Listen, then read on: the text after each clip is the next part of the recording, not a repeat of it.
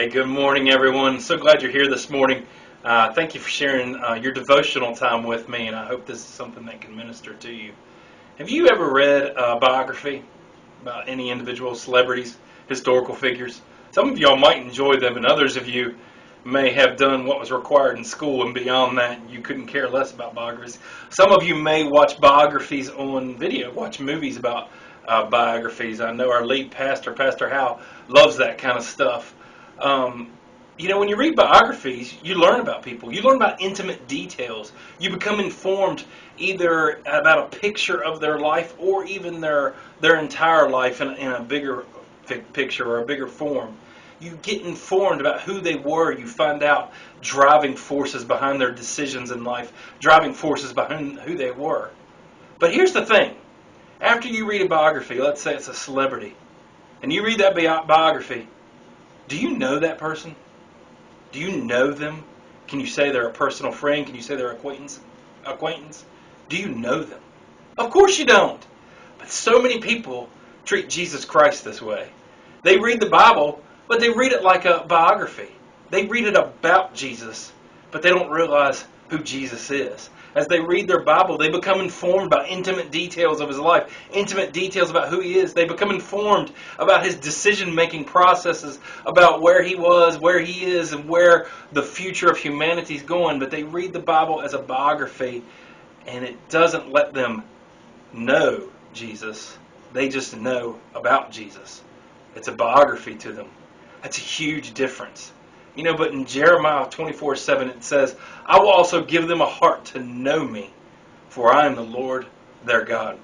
So how do people take that next step? How do we take that next step where they don't just know about Jesus, but to know Jesus? 4 easy things I want you to think about. 1 is God's Word. That's right, we do have to start there. God's Word informs you about who God is, about his motivations, about his driving force, about his love, about his character, about his holiness, about his righteousness. God's Word is the best picture that we have of who God is. It gives us a picture of all that God is. However, we can't stop there, because if you stop there, then you're just reading the biography. We have to do the next step, and that's faith. You mix faith in with God's Word, and what that does is that opens the door of heaven. Not only do we find out from God's Word about who he is, faith allows us to believe who he is. Faith allows us to access who he is.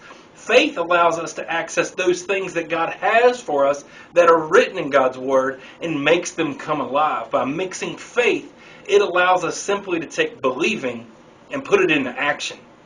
If we just read the Bible and we say we believe, but we never have that faith, then we never put that word that we've read into action, which takes us the next step, and that's praying.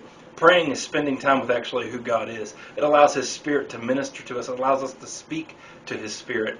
Praying allows us to commune with God. It allows us to give to God our thoughts, our hearts, our very deepest concerns, and it allows him to give to us. It allows him to speak into us.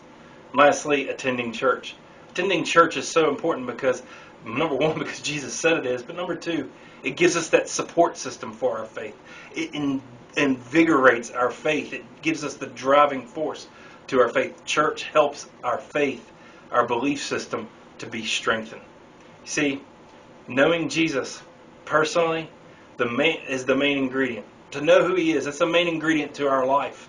If you know Jesus personally, that's how you walk in victory. That's how you walk in blessing.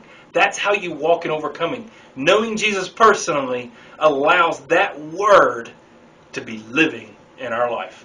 God bless you. Have a great day.